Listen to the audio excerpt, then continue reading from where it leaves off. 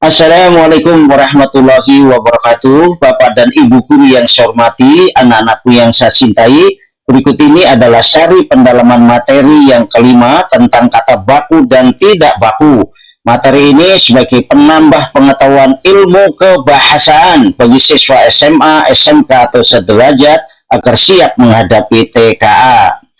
Apa itu kata baku? Kata baku adalah kata yang dianggap benar secara normatif dalam suatu bahasa. Artinya kata-kata tersebut mengikuti aturan ejaan, tata bahasa, dan penggunaan yang telah ditetapkan secara resmi oleh lembaga atau otoritas bahasa yang berwenang.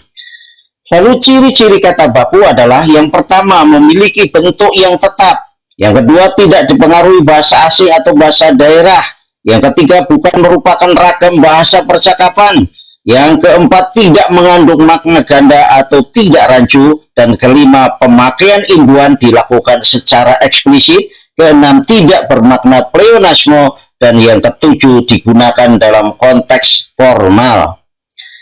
Apa fungsi kata baku? Yang pertama, sebagai pemersatu bangsa. Kata baku atau bahasa baku berfungsi sebagai pemersatu bangsa Indonesia yang terdiri atas ratusan suku bangsa yang memiliki variasi bahasa daerah maupun dialek yang berbeda-beda.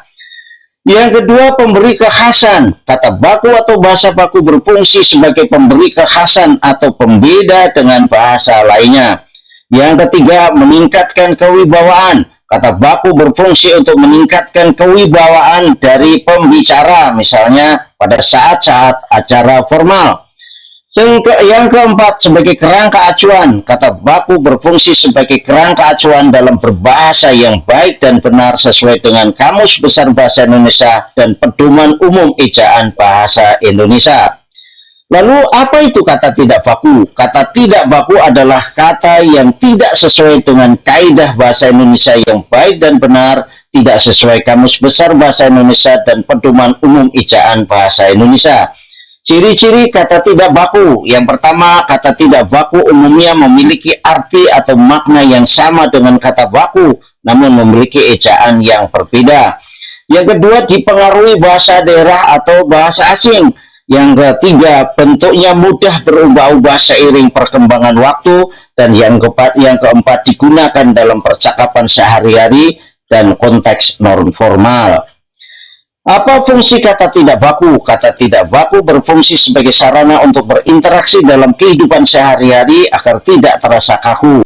Kata tidak baku umumnya terpengaruh oleh budaya tutur yang berkembang di masyarakat karena penutur tidak memahami bentuk penulisan baku dari kata yang dimaksud, penutur tidak mengoreksi kesalahan pelafalan atau ejaan yang ditemui, terbawa oleh kebiasaan penutur lain, dan pelafalan terpengaruh oleh dialek dari daerah asal penutur. Contoh kata baku tidak baku. 1. Abdal. Ini kata baku tidak bakunya Abdol. Kemudian frasa adi busana dirangkai, kemudian kata tidak bakunya dipisah adi busana. Kata asas yang baku, yang tidak baku adalah azas.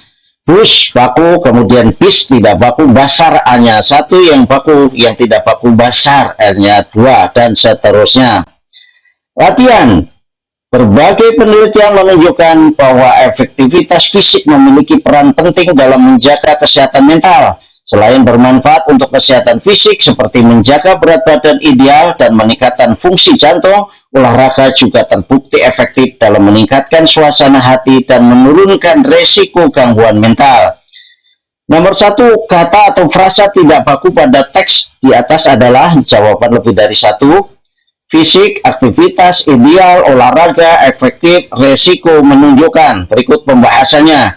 Ternyata kata yang tidak baku adalah aktivitas. Ini menggunakan F di tengah, yang baku menggunakan V, aktivitas.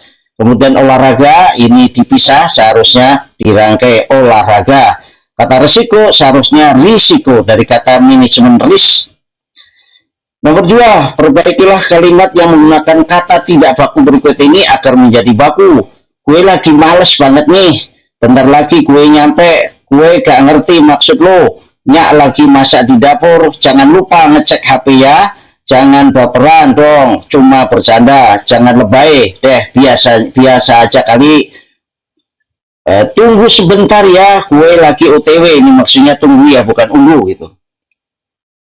Perbaikannya, gue lagi males banget nih. Saya sedang malas sekali. Bentar lagi gue nyampe, sebentar lagi saya sampai. Gue gak ngerti maksud lo, maksudnya saya tidak mengerti maksudmu. Nyak lagi masak di dapur, diperbaiki menjadi ibu sedang memasak di dapur.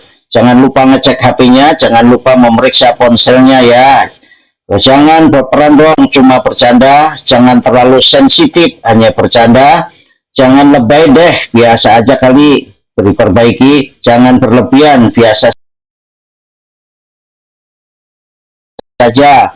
Tunggu bentuk ini diperbaiki, tunggu sebentar, saya sedang dalam perjalanan. Terima kasih, jangan lupa like dan subscribe, meski sedikit tapi bermanfaat, itu lebih baik dan bernilai ibadah. Wassalamualaikum warahmatullahi wabarakatuh.